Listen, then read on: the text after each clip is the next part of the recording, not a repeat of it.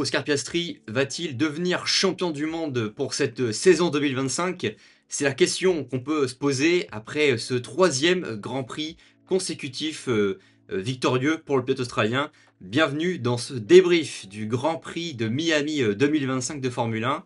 Encore un Grand Prix qui a surpris beaucoup, avec un week-end sprint aussi, on le rappelle. Et pour débriefer cette nouvelle course, je suis avec Maeva Asperti. Salut Maeva. Bonjour Séraphin. Voilà, comment tu vas? La forme? Bah ça va, un peu fatigué suite à la course qui a fini un peu tard pour nous Français, mais il y avait tellement de choses. On va avoir beaucoup de choses à débriefer, je pense. Exactement, une course qui a eu lieu à 22 h chez nous, en française. Maeva, on rappelle, tu écris pour Motor Inside, média sport automobile. Tu C'est écris ça, pas mal de papiers. Et du coup, tu suis la Formule 1, tu es passionné de sport automobile depuis plusieurs années. depuis toujours, j'ai toujours suivi, mais oui, plus précisément ces dernières années. Et du coup, je peux partager ma passion à travers mes articles. Parfait. Bah écoute, moi je suis super content en tout cas de discuter de ce Grand Prix ensemble. Voilà, on discute pas mal aussi en off quand on se voit, et donc c'est cool de pouvoir commenter ensemble là cette course. Et écoute, on va jeter un œil au classement pour commencer. Hop là. Donc je viens de le dire, hein, Oscar Piastri s'impose. Derrière, attends, est-ce que je suis sur le bon? Ouais, parfait. Oscar Piastri derrière Lando Norris, son coéquipier, qui finit à 4 secondes derrière son coéquipier. Pour fermer ce podium, le George Russell, encore une belle performance. George Russell, un nouveau podium. Verstappen, quatrième. Alex Albon, cinquième. On va en parler évidemment. Grosse performance pour Williams. Kimi Antonelli, sixième, le poleman de la course sprint. Ferrari 7ème avec Charles Leclerc, derrière lui Lewis Hamilton. Et pour compléter, Carlos Sainz qui finit 9ème. Et pour clôture ce top 10, Yuki Tsunoda, 10ème position. Et on notera aussi quand même 4 abandons pendant cette course. Liam Lawson, Bortoleto, Berman et Jack Doohan. Notamment, il y a eu des incidents moteurs pour Berman. C'était assez étonnant. Voilà, on a un classement qui est pas surprenant sur certains points, mais d'autres, une belle performance notamment de Williams. On va en parler. Tac, on va passer. C'est parti, hop là, au premier point justement de ce débrief. Je repasse sur nos deux. Hop là, c'est Oscar Piastri. Quelques petits chiffres pour commencer. Donc c'est sa quatrième victoire cette saison, on l'a dit, la troisième consécutive, sa sixième tout court de victoire, après sa première qui était en Hongrie l'année dernière. Donc on voit que le pilote australien a marqué quand même plus de victoires au niveau comptable que son coéquipier Lando Norris. C'est une statistique qui est assez intéressante. Premier du coup au classement championnat du monde avec 131 points. Il est à 16 points derrière Lando Norris. On rappelle quand même que sur ces 4 courses qu'il a gagnées, il y a quand même la première course en Australie où il termine 9ème. Donc c'est-à-dire que sur toutes les courses, on voit qu'il prend vraiment un avantage important en se retrouvant là premier du classement. Lui qui s'est lancé quatrième quand même de cette course, avec une pole position pour Mike Verstappen. Et c'était extrêmement serré d'ailleurs, hein, en pole position, moins de 2 dixièmes entre la première et la cinquième place. Et en course, bah, il bénéficie du fait de course au premier virage entre Verstappen et Lando Norris. Et derrière, il double Kimi Antonelli au troisième tour et Verstappen un peu plus tard. Et après, on le verra, hein, sur son dernier relais de pneus, son relais de pneus durs, il a un rythme énorme avec Norris et il terminera quand même 34 secondes derrière George Russell. Pas mal d'éléments en faveur d'Oscar Piastri. Là, j'avais un peu encore un petit peu de pincette avant ce Grand Prix, personnellement, sur Oscar Piastri, et savoir si vraiment il avait l'âme d'être leader. Mais je pense que là, encore une fois, avec cette course, il l'a prouvé, c'est bien lui qui mène son championnat du monde. Mais surtout, je vois une différence dans le comportement, au-delà de la piste, entre Ouais, Norris qui, on a l'impression, bah, même lui le dit, se laisse un peu dépasser par la pression. Et on le voit, fait plein de petites erreurs. Enfin, ça fait quelques grands prix quand même qu'il enchaîne, même si là, il a eu de la chance, entre guillemets, en course sprint avec la voiture de sécurité, il s'en sort, etc. Mais au final, Piastri est lui calme, reste enfin, un peu à son image, son tempérament. Et au final, bah, comme tu l'as dit, genre 4 victoires. Oui, certes, l'Australie qui quand même, je pense, bah, ça l'a aussi motivé à vouloir faire mieux pour sa course à domicile. Mais au final, il est solide, il enchaîne les bons résultats, il s'énerve pas, il prend le temps. Et au final, peut-être ce rôle de deuxième pilote qu'a donné un petit peu McLaren, bah, le pousse. Et lui, il n'a pas la pression peut-être du premier. Enfin, en tout cas, je trouve. Et au final, bah, s'en sort largement, quoi. ouais, tu raison, son comportement, on sait qu'il est très, calme, réfléchi, on sent qu'il est vraiment en mission, pour s'imposer et être le meilleur à chaque course. Et il s'énerve pas, il fait très peu d'erreurs, c'est-à-dire qu'il y a encore des petites erreurs des fois, Lando Norris, notamment, j'ai ce souvenir du dernier tour en Q3 en qualification, où Norris il vient mordre le vibreur un peu sur le dernier virage, après la pleine charge, après la ligne droite, et ce qui lui vaut peut-être de perdre, il y a des chances, hein, la pole position sur Verstappen. Il y a quand même aussi le premier virage pour Norris qui est compliqué avec Verstappen qui s'est montré agressif. Et lui, Oscar Piastri, effectivement, il résiste très bien à la pression. On le voit aussi, même sur son dépassement de Verstappen, qu'il aborde différemment aussi les dépassements, et Complètement. notamment sur Max. C'est un pilote qui a beaucoup de points positifs et de choses à mettre en sa faveur. C'est assez impressionnant. J'avoue que là, je commence vraiment à me dire, ok, ça y est, sur 6 courses, c'est quand même une petite domination, en tout cas. Là, ce qu'il a montré, c'est encore une course de champion. Et, Mais euh, et j'ai hâte de voir justement sur toute la saison entière. Mais surtout qu'au-delà, même de son calme, il tente quand même des choses, assez audacieuses. Bah, tu parlais, du dépassement de Verstappen, alors que Lando Norris, lui, a plus de mal. Bon, on sait que les 2 à chaque fois, c'est compliqué quand ils se dépassent, mais même, plus tôt dans la saison, face à Hamilton, quand même, cette fois champion du monde, faut le vouloir de bien le dépasser. Et il tente quand même des choses et tout en restant correct. Et au final, bah, les petites erreurs de Lando, on se dit: «Oui, bon, ça passe, on n'est pas du tout à la mi-saison», mais les petites erreurs, en fait, sur un championnat, ça se construit et ça va être compliqué. J'ai l'impression pour l'instant, c'est vrai que pour Lando, et j'ai plus d'espoir en Oscar quand même depuis quelques courses. Et surtout que bah, les deux sont quand même dans la meilleure voiture. On disait, il n'y a pas trop de concurrence. Enfin, Verstappen reste dans les environs, ou même Ferrari, si, enfin, on en rediscutera si il s'améliore en stratégie. Mais en tout cas, c'est un peu entre les deux. Et je pense que là, Oscar est vraiment en train de prendre le lead, même au niveau de la stratégie. J'ai l'impression que McLaren se dit peut-être miser un petit peu plus sur Piastri que sur Lando. Ouais, et aussi, effectivement, la saison, il y a pas l'écart, en fait, c'est parce que là, il gagne quand même, les trois courses, ce qui fait qu'il prend l'avantage. Norris est quand même pas très loin, il finit quand même à 4 secondes.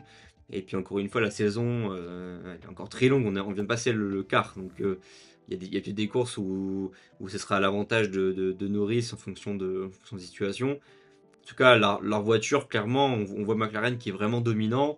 Un peu moins peut-être en qualification, où des fois ils ont du mal à mettre tout bout à bout. Et ils étaient un peu plus dominants, je trouve, vers les deux premières courses. Là, on voit que c'est quand même très serré. Max qui prend quand même une deuxième position. En tout cas, en rythme de course, la McLaren elle a quand même l'avantage d'être très rapide. On l'a vu là, dans la partie sinueuse, d'être extrêmement rapide, d'avoir très peu de dégradation au niveau des pneus, c'est ce qui fait son point fort. Il y a peut-être, on parle beaucoup d'une arrivée, donc c'est à Barcelone dans quelques courses, de moins de flexibilité au niveau des ailerons, qui pourrait peut-être faire perdre un petit peu de performance. Est-ce que ça va jouer énormément? C'est dur pour l'instant de donner quelque chose, mais peut-être que McLaren serait un peu moins dominant, et ça serait intéressant aussi de voir voir Oscar Piastri dans une situation un peu en arrière. Là, Norris, il fait aussi, je trouve, une remontée sur le coup parce que il se retrouve sixième quand même Mmh. après le premier virage et il remonte quand même rapidement. Oscar Piastri, on l'a pas encore vu dans une situation pour l'instant d'être derrière et de devoir remonter, de devoir faire des dépassements. Est-ce qu'il le ferait aussi rapidement? Certainement, mais comment ça se passerait? On n'a pas encore vu toutes les situations. Mais en tout cas, c'est assez impressionnant. Voilà. Mais c'est sûr que pour l'instant, Oscar Piastri et Lando, ils ont surtout plus, comment dire, ils ont plus la chance un petit peu de pouvoir expérimenter, ce qu'ils sont un peu pour l'instant, la voiture est meilleure. Comme tu dis, le jeu des améliorations, enfin la saison est longue, il peut s'en passer, enfin il peut se passer beaucoup de choses. Mais c'est vrai que pour l'instant, ils sont un petit peu tranquilles. Je pense que la seule fois où Oscar a été vraiment embêté, c'est oui, en Australie. Il est quand même remonté, mais c'était déjà un peu joué d'avance, il pouvait pas faire grand-chose. Donc c'est vrai que peut-être le voir un peu plus en risque, enfin à risque comme Lando a pu l'être, peut-être que ça pourrait changer les choses. Mais c'est vrai que pour l'instant, on a l'impression qu'il est assez tranquille, assez à sa place, et que rien peut l'arrêter. Mais après, la Formule 1 est vaste, donc ça peut toujours changer. Ouais, il n'y a rien de. Non, mais là, oui, c'est vrai, je suis d'accord, c'est assez. Faut pas se projeter trop là-dessus. Je regarde, tac. Ok, bah voilà, moi j'ai pas d'autres choses à ajouter. Évidemment, on a pu parler d'autres éléments, mais je trouve qu'il y a déjà. On commence un petit peu au fur et à mesure de ces courses à mettre en avant les qualités de Piastri et en tout cas pour l'instant, voilà, il a l'avance au classement et il va falloir voir justement sur le reste de la saison comment il tient sur toute cette saison, les 24 Grands Prix quand même. On va enchaîner sur une écurie qui elle, a beaucoup de soucis. Évidemment, c'est Ferrari. Qu'est-ce qu'on peut dire sur les Ferrari? Tac, tac, tac. Déjà, si on revient un peu sur ce week-end-là, donc j'avais noté les éléments.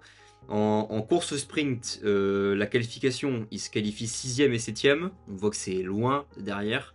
C'est pas là où Ferrari devrait être.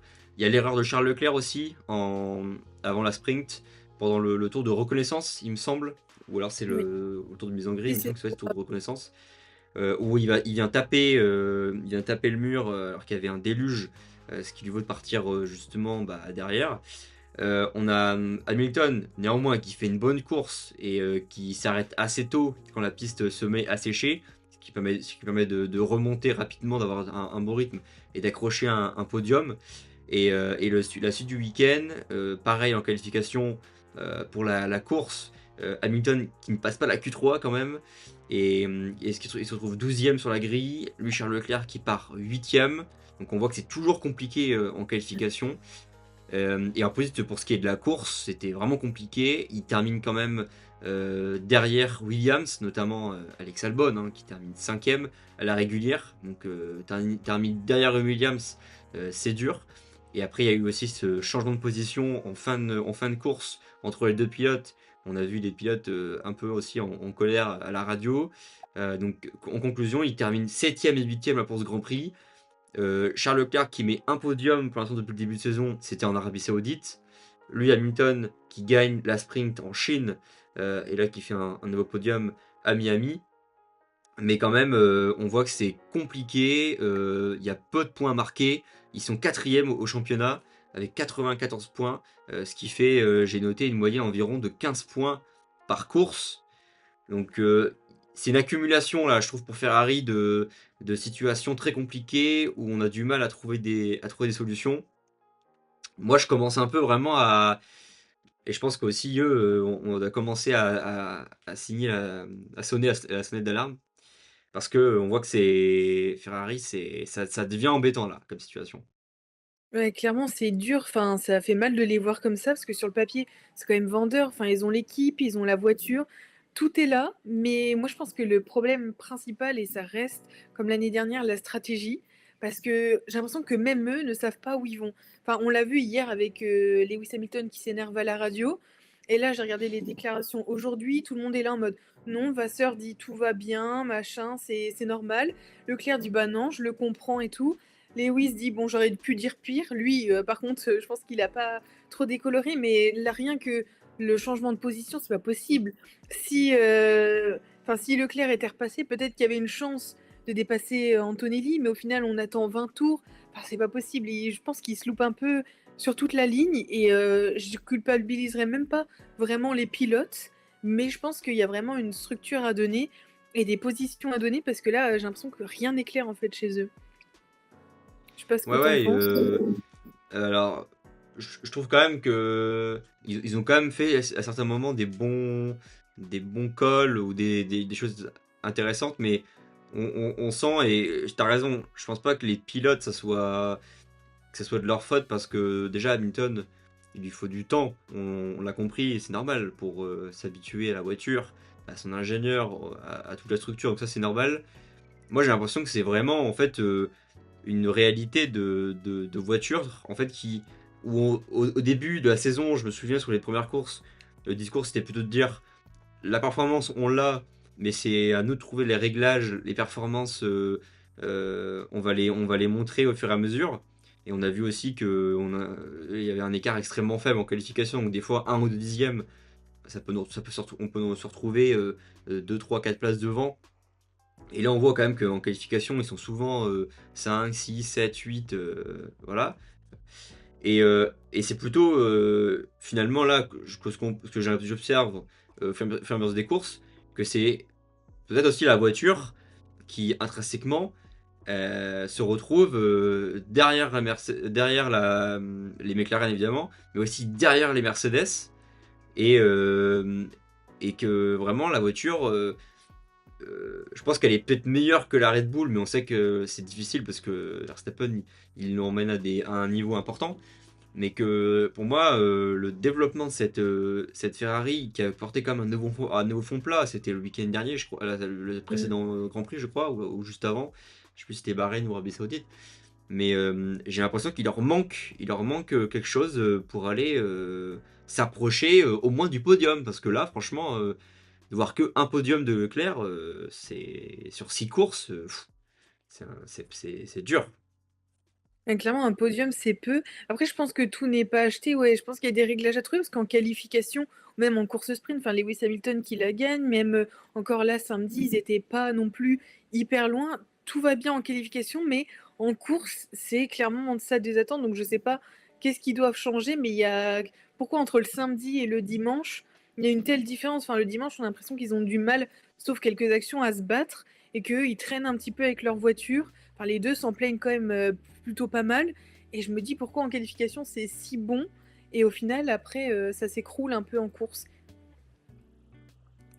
Ouais, le rythme, tu l'as dit, le rythme en course, c'était plutôt ce qu'ils avaient avant, l'inverse, il était plutôt meilleur en qualification, et c'était plus compliqué parfois en course.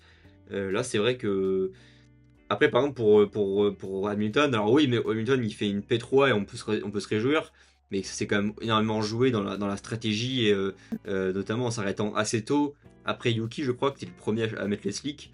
En fait, Hamilton il s'arrête un tour plus tard, et évidemment, bah, il remonte devant tout le monde. Donc finalement, ils font juste la bonne opération au niveau stratégique. Mais c'est vrai que ouais, euh, c'est vraiment particulier. Je crois qu'à Hamilton, il termine. Je crois que son meilleur résultat, c'est cinquième. Et Mm. je crois que c'était à Bahreïn.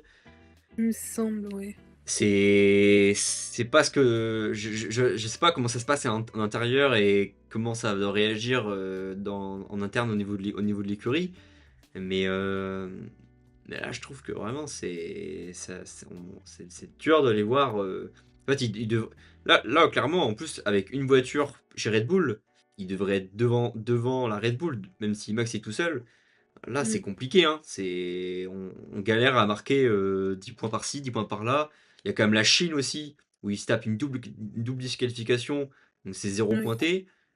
Là, il marque 10-15 points par course, et c'est souvent des 6, 7, 8e places. Et là, quand même, il se retrouve derrière Alex Albon, qui est avec une Williams. Donc Ouais. évidemment, Williams, c'est incroyable de les voir à ce niveau-là, mais c'est vrai que tu te retrouves derrière Williams, t'es avec une Ferrari, Clairement. c'est dur. Mais je pense Et que ça, ça serait intéressant. Oui, vas-y. vas-y, ça serait intéressant, vas-y. Non, ça serait intéressant de voir un peu ce qui va se passer en interne, parce que là, je pense que hier, tout le monde a bien compris que c'était pas si calme au sein de Ferrari. Peut-être voir ce qui va être choisi, peut-être discuter, peut-être faut trouver juste les clés d'adaptation de tout le monde, parce que Lewis est encore en apprentissage. Enfin, c'est dur de dire apprentissage pour un septuple champion du monde, mais avec sa Ferrari. Et Charles Leclerc qui est un peu le numéro un, mais qui fait pas non plus 5 podiums d'affilée. Donc à voir les discussions, parce que hier je trouvais ça quand même chaud, un petit peu de voir tout ça. Je pense qu'il y a vraiment quelque chose à trouver quoi pour mieux réussir en course quoi. Ouais. Ouais, ouais, c'est l'exécution globale en fait du week-end qui doit s'améliorer par-ci par-là. Ouais, en tout cas, ça fait mal au cœur, je trouve, quand même, de voir Ferrari Mm. à la traîne et tout. Et puis, on connaît aussi l'engouement qu'il y a eu en début de saison, parfois un peu rapidement aussi, auprès du public, puis avec Lewis Hamilton. Donc, en fait, il y a beaucoup d'attentes cette année pour cette écurie. Mais là, même si je les vois remonter un peu dans le courant de la saison, moi je les vois pas mieux finir pour l'instant troisième quand je vois Ouais. George Russell qui fait un nouveau podium et lui qui est extrêmement régulier, et qui enchaîne, même Antonelli hein, quand même qui fait la pole position, on ne pourra pas trop parler mais qui fait comme la pole position, c'est assez incroyable en sprint. Là, quand tu les vois derrière comme ça, puis après, c'est pareil, c'est extrêmement serré. Faut pas non plus Oui. tout leur remettre en qualif. En fait, en qualif, 1 ou 2 dixièmes, on aurait pu les retrouver quatrième devant. Voilà, ça joue aussi. Et vu que la position de départ elle est importante, là de se retrouver comme ça, bah derrière, c'est Williams qui sont extrêmement rapides en ligne droite. Ça fait que c'était compliqué pour les doubler. Bah, c'est Voilà. ça, il y a Ferrari, il y a enfin même, Red Bull, là, pour l'instant, entre guillemets, ils ont qu'un pilote, mais je pense qu'il va encore, revenir, ils vont améliorer la voiture. Mais George Russell, solide. Je trouve qu'Antonelli, clairement impressionnant ce week-end, même s'il a pas pu faire tout comme il voulait pour un rookie. Enfin, pour moi, c'est toujours le meilleur des rookies de ce qu'on voit, même si d'autres ont fait forte impression. Enfin, Antonelli, quand même 18 ans, à une telle place, c'est quand même quelque chose. Du coup, je me dis, avant de se laisser dépasser, ouais, c'est clair que c'est maintenant qu'il faut réagir et essayer de remonter vite parce que bah, ça va aller vite aussi au niveau des courses et du championnat. Ouais. On va suivre de tout ça. Je trouve que c'est ceux qui m'inquiètent le plus, Mm. là, à la limite, Ferrari, même si dans le fond de grille, il y a aussi d'autres écuries qui sont en difficulté, mais là, de voir une aussi haute écurie sur, sur une période comme ça compliquée, ouais. Voilà, au bout de 6 courses, j'attendais un peu de voir ce qui se passait, mais là, au bout de 6 courses, je trouve que c'est chaud. Ok, Clairement. super. Bah écoute, on va enchaîner avec, bah là, cette fois-ci, c'est quand même un coup de cœur pour tout le monde de les voir réussir. C'est Williams. Encore une fois, magnifique course. Déjà, ça a commencé très bien en essai libre avec les deux pilotes qui terminent cinquième et sixième sur la seule séance, d'ailleurs, on rappelle, d'essai libre du week-end. En qualification, Alex Albon, il part sixième et Sainz septième. Donc, extrêmement haut, notamment devant les Ferrari. Résultat de la course, quand même, Alex Albon qui fait cinquième, c'est sa deuxième performance à ce niveau-là. Sainz neuvième, donc ça marque des gros points. Sur les 6 courses, quand même, il y a une course où Williams ne marque pas de points, c'est à Bahreïn. Donc pour justement ces écuries de second plan, si on peut dire ainsi, après les quatre grosses écuries, marquer comme des points comme ça aussi régulièrement, c'est extrêmement positif. Alex Albon, donc du coup c'est la deuxième fois qu'il termine dans le top 5 que j'ai noté depuis l'Australie. Sainz qui est quand même un peu plus en difficulté que Alex Albon. En tout cas, de façon globale, c'est quand même Sainz c'est quand même Albon qui marque les plus gros points et aussi on le voit plus à l'aise notamment en course. Ils sont 5e pour l'instant, Williams, sur ce début de saison. Ils sont à 37 points.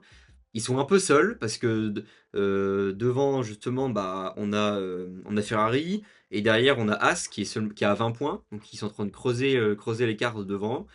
Et si on regarde un peu sur la saison précédente pour se rendre compte, l'année dernière, quand même, Williams, ils ont marqué 17 points. Et je trouve ça assez fou. Ils marquent 17 points sur la saison complète. Ils finissaient de 9e. Et là, ils sont déjà à 37 points, pardon. Alors qu'on est en un quart de la saison. Je trouve ça incroyable. Est-ce que c'est le fruit du changement avec l'arrivée de James Walsh depuis 2 ans et puis aussi un bon développement de la voiture? Je sais pas, mais en tout cas, Williams, franchement, chapeau de les voir réussir comme ça, encore une fois, une bonne course. Ouais, c'est clairement la bonne performance. Enfin, je pense qu'ils ont vraiment, mais c'est un travail de longue haleine parce que déjà James Wolves et même l'équipe, ils ont vraiment fait le focus eux, sur le développement. Et au sein de l'équipe, ils ont opéré même cet été plein de changements. Enfin, ils ont vraiment un peu tout restructuré. C'est un peu l'inverse finalement de Ferrari. Et Albon, ouais, très solide quand même, ouais, 30 points contre Sainz 7 points parce que après Sainz aussi redécouvre. Mais justement, beaucoup l'avaient critiqué pour son choix de prendre Williams après Ferrari. Finalement, je pense qu'il avait eu le flair quand même, parce qu'ils ont vraiment un projet, même sur 2026, même si 2025, c'est un peu les prémices de 2026. Genre, il y a vraiment un vrai travail qui est fait, et je pense que c'est très solide.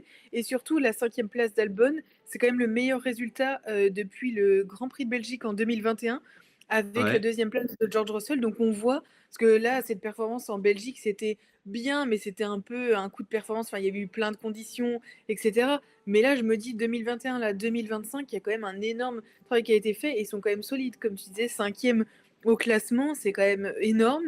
Et je pense que c'était pas vraiment un coup de chance cette fois et que c'est vraiment le travail, le développement de l'équipe et le bon équilibre qui, je pense, ont trouvé. Même si c'est pas la meilleure des voitures, au final, ça reste solide et c'est quand même souvent dans le top 10, quoi. ouais. Ouais, aussi régulièrement. En plus, je trouve qu'on les attendait pas forcément aussi haut avant le début de saison. Il y avait plutôt Racing Bull qui était assez performant, Alpine. Et là, finalement, qu'on les voit marquer autant ces points précieux de la 7e, 8e, 9e, 10e place derrière les grosses écuries, et puis de faire des grosses performances comme ça pour eux avec des 5e places.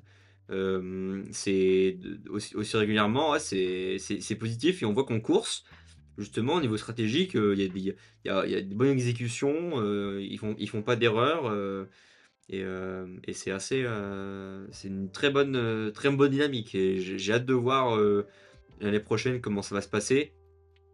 Après, est-ce qu'au niveau du développement, euh, déjà, donc, ils seront motorisés par Mercedes, donc bon, déjà, faut que Mercedes réussisse le point de vue moteur. Mais ouais, c'est positif. Moi je les vois vraiment là continuer sur cette lancée. Ils commencent à creuser un peu l'écart avec As, qui était quand même qui est assez performant aussi. Mais ouais, c'est un peu.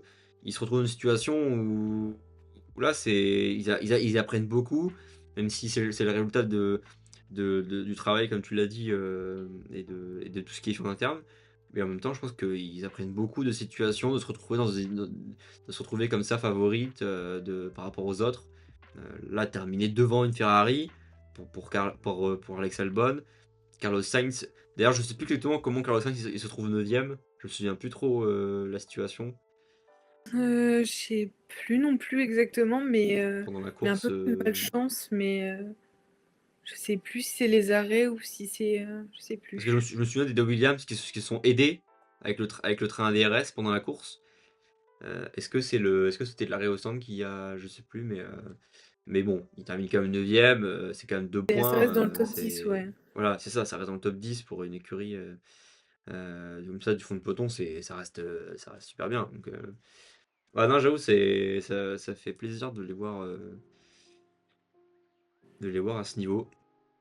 Et puis ils ont surtout réglé leurs soucis un petit peu, enfin les dernières, je sais plus, j'avais vu une vidéo comme ça de compilation, il y avait quand même beaucoup de crash, beaucoup de casses, beaucoup de choses à réparer. Oui, Et c'était comment ça compliqué se avec, passe avec mieux? Lawson.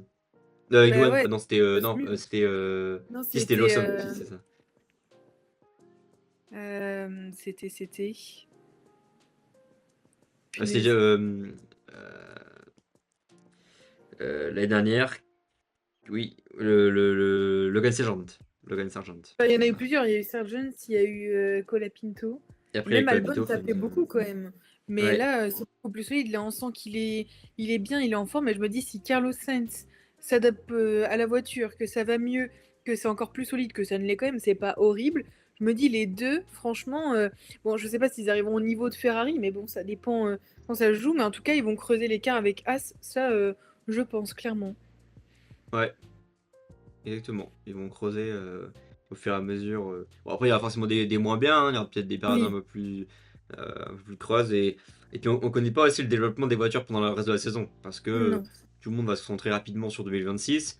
Donc, à quel moment va se faire la bascule? Ça peut être très prochainement, justement. Où on va peut-être décider d'arrêter de développer la voiture pour 2026. Ou en tout cas, beaucoup moins d'amélioration. Est-ce que Williams va décider ou pas? Ça va être aussi un peu de comment ces écuries euh, vont continuer aborder la suite. Ok, bah écoute, pour terminer, et justement c'est un point que tu voulais aborder, et en plus on a eu quelques petites actus là, juste avant justement de commencer ce débrief, c'est de parler de Jack Doohan. Je te laisse prendre la parole là-dessus. Bah, Jack Doohan, vaste sujet qui avait commencé même avant la saison avec son arrivée chez Alpine. Briatore qui clairement lui mettait bien la pression en lui disant que c'était pas sûr qu'il ferait la saison complète. Et je crois que c'est en train de se vérifier. Alors, c'est pas encore tout à fait officiel. Moi, j'ai vu une info, l'équipe qui a repris de The Race, mais en tout cas, il n'y a pas d'autres actus pour le moment. Donc, ça doit être encore en train de se disputer. Mais Doohan qui serait remplacé à Imola par Franco Colapinto, qui ferait son retour. Clairement, Douane, ça a été vraiment au-deçà des attentes. Clairement, c'était plus que difficile. Après, on ne peut pas le juger autrement que les autres rookies. C'est compliqué pour tout le monde, mais c'est vrai que enfin, Bortoleto ne fait pas mieux, par exemple. Mais Alpine espérait mieux. Et Gasly essaye de s'en sortir tant bien que mal. Enfin, ils ont quand même passé 3 courses sans points. Pour Alpine, c'était quand même compliqué. Et là encore, il abandonne au premier tour avec un accrochage avec Lawson. Donc je pense Ouais. qu'on va assister peut-être à son dernier Grand Prix avec Alpine et en Formule 1 surtout. Ouais, et puis aussi, Jack Doohan aussi qui a fait quand même une grosse erreur, on se souvient, au Japon, qui Mm. crache lourdement la voiture au premier virage, et puis aussi en Australie, où il crache sous la pluie. Donc il y a quand même aussi des gros dégâts pour l'écurie. Donc ouais, c'est vrai que c'est... En fait, il était déjà sur un siège éjectable avant le début de la saison. Mm. On parlait déjà d'un remplacement au fur et à mesure de la saison assez rapidement par Colapinto, par l'Argentin. Là, ça semble effectivement être vraiment imminent. On est à un quart de la saison. Euh, et derrière, effectivement, c'est pour faire venir Franco Colapinto, avec aussi tous les sponsors et l'argent qui ramène. Et derrière, c'est Ferrari Briatore qui mène un peu les ficelles. Mais c'est vrai que surtout sur un pilote, quand même, Jack Doohan, qui est un bon pilote finalement. Il a quand même montré aussi avant, par le passé, il termine quand même troisième en 2023 de la saison de F2, la saison où Théo Pourchaire gagne la saison avec 3 victoires et 5 podiums. Et, euh, et ouais, c'est vrai que de le voir dans une situation, est-ce que c'était des bons choix? Parce qu'il est passé de l'écurie, il est monté dans l'académie, pardon, Alpine et pilote de réserve à partir de la saison dernière. Et là, de le voir comme ça, évincé au bout de quelques courses, est-ce qu'il va savoir rebondir? En fait, c'est aussi la question, c'est comment Mm. maintenant ce pilote va se positionner? Est-ce qu'il y a une écurie qui va vouloir le garder? Parce que il va être frustré, et même s'il risque de rester là quelques temps dans l'académie, dans le giron d'Alpine, mais est-ce que derrière, il va peut-être pas vouloir se barrer dans une autre académie, peut-être? C'est c'est dur de voir un pilote comme ça au bout de. Ça rappelle, hein, c'est là où ça rappelle que la Formule 1 c'est quand même un monde de requins, et que Mm. on se souvient de Liam Lawson qui s'est évincé de 2 courses pour Tsunoda, alors que le gars il a fait que dalle, et là c'est pareil, la voiture ne lui permet pas non plus de montrer des choses extraordinaires, hein, donc voilà, c'est vrai qu'il fait des erreurs, il marque pas de points, mais il est derrière par rapport à Gasly, mais puis ouais, c'est un rookie. Mais c'est vrai que voilà, comme tu l'as dit, on a certainement vu son dernier Grand Prix sous ce Grand Prix de Miami.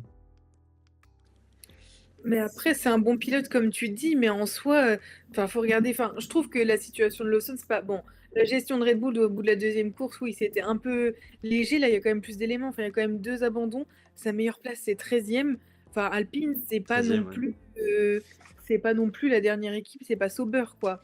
Pour dire, enfin, il y a quand même Alpine, il y a quand même des bons points, même s'ils ont vraiment eu du mal en début de saison. Du coup, le choix, enfin, faisait réfléchir. Surtout que Franco Colapinto était déjà dans les petits papiers de Briator depuis un moment. Donc je me dis, avoir mis Dohan, en fait, il a fait. Enfin, du coup, on lui met déjà pas de confiance et il doit faire bonne impression parce qu'il sait que son baquet est en danger. Mais clairement, les performances, j'ai un peu de doute pour lui. Après, est-ce que Franco Colapinto fera mieux? Seul l'avenir nous le dira, mais j'avoue que Dohan, après, même dans les formules de promotion avant, il n'a jamais été réellement premier. Il est bon, mais je pense que c'était peut-être une marche trop haute, la Formule 1. Et comme tu dis, c'est hyper exigeant. Qui sommes-nous pour dire ça? Parce qu'en vrai, c'est hyper dur. Mais en vrai, je pense que c'était un peu trop pour lui. Et comme Liam Lawson a aussi du mal, même en étant rétrogradé, il fait pas toujours encore très très bien les choses. Donc bon, c'est un peu difficile, mais sans la confiance, je pense qu'il était déjà pas très bien parti, quoi. Ouais, il était. Ouais. Et quel sera son avenir, on observera tout ça dans les prochaines courses. Bah écoute, est-ce que tu voulais parler pour terminer, tu voulais parler de quelque chose en particulier en plus ou Qu'est-ce qu'on pourrait dire? Je pensais à la course de Lego, mais ça n'a vraiment rien à voir avec la course. Mais c'était un bon moment, genre, je trouve que c'était beau à voir. C'est vrai, Enfin, ça a quand même pas mal plu. Après, que dire? Je pense qu'on a déjà bien évoqué les sujets, mais je pense que surtout la saison est vraiment bien lancée. Tout le monde est un petit peu serré. Je pense qu'on va avoir des belles choses. Et là, direction Imola, je pense qu'on peut avoir vraiment de choses pas mal dans 2 semaines. exactement. Bah, je termine sur ces petites images justement de la course des Lego, et c'est ça que c'est le côté un peu rigolo qu'on a eu pour ce dimanche, la part des pilotes qui étaient avec des Formule 1 à échelle 1 sur 1 quand même, en plus, qui était Mm. énorme, où ils sont montés à deux dedans, et on les a vus faire un petit peu la course justement avec. Je me demande si, je sais pas, hein, mais si c'est entièrement des Lego ou si c'est pas une structure genre en bois et au-dessus des Lego. Parce que Je sais pas, mais en tout cas, celui qui l'a fait, il a dû mettre quand même du temps. Il devait être beaucoup, je ouais. pense. Bah, ils ont Mais ça sorti me une paraît, vidéo en ouais, je plus, sais. où ils ont montré comment. Mais ouais, enfin, les 10 caisses comme ça, c'est assez. Et après, je trouve ça, ouais, c'est vraiment trop fun. Ça a fait pas mal réagir justement sur les réseaux sociaux, et je trouve ça assez cool, assez rigolo. Après, on sait aussi que Lego est partenaire maintenant de la Formule 1. Mm. Ils ont sorti tout un tas de Lego récemment, donc voilà, c'est aussi une bande de communication, mais qui a réussi parce que Oui, ça a marché en tout cas à ce niveau-là.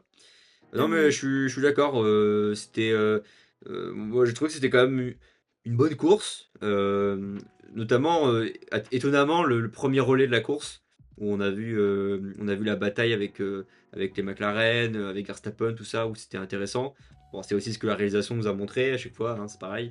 On peut pas avoir un œil sur tout ce qui se passe, mais non, c'était quand même pas mal. On a vu Antonelli faire une bonne, être surprenant avec cette sprint, la sprint justement qui a été assez mouvementée avec la pluie. Mm. Mais ouais, non, une bonne entame.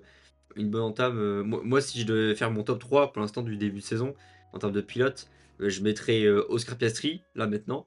Je Mm. mettrais George Russell et Verstappen. Je trouve que c'est Ouais, les pas pilotes mal. qui sont les meilleurs avec leur voiture, encore une fois, avec tout ça. Je trouve que c'est quand même.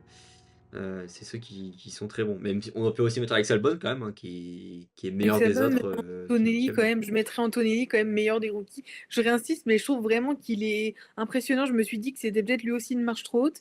Et finalement, bah, je trouve qu'elle est pas si haute la marche. C'est que même s'il fait encore des erreurs de débutant, enfin, c'est quand même, solide, pour si peu de courses, quoi. Ouais, exactement. C'est solide. Il est pas très loin en fait de Russell quand même à chaque Mmh, fois avec une bonne voiture, mais non, c'est intéressant de voir on espère le voir marquer justement peut-être un premier podium. Donc on ouais. verra dans les prochaines courses. Bah écoute, on est pas mal, hein, on a fait le tour. Merci Maëva Bah, merci à toi de m'avoir invitée. d'avoir été avec moi pour ce débrief du Grand Prix. On se retrouve prochain Grand Prix. C'est où prochain Grand Prix? On revient Imola, en Europe. avec Imola le 18. Voilà, Imola. Donc après on repart au Canada, c'est ça, hein, je crois. Il y a Mmh. ce changement. Ok. Donc voilà, donc on retourne avec 15 jours quand même pour souffler un peu de pause. Et puis avec plaisir pour un prochain Grand Prix dans la saison.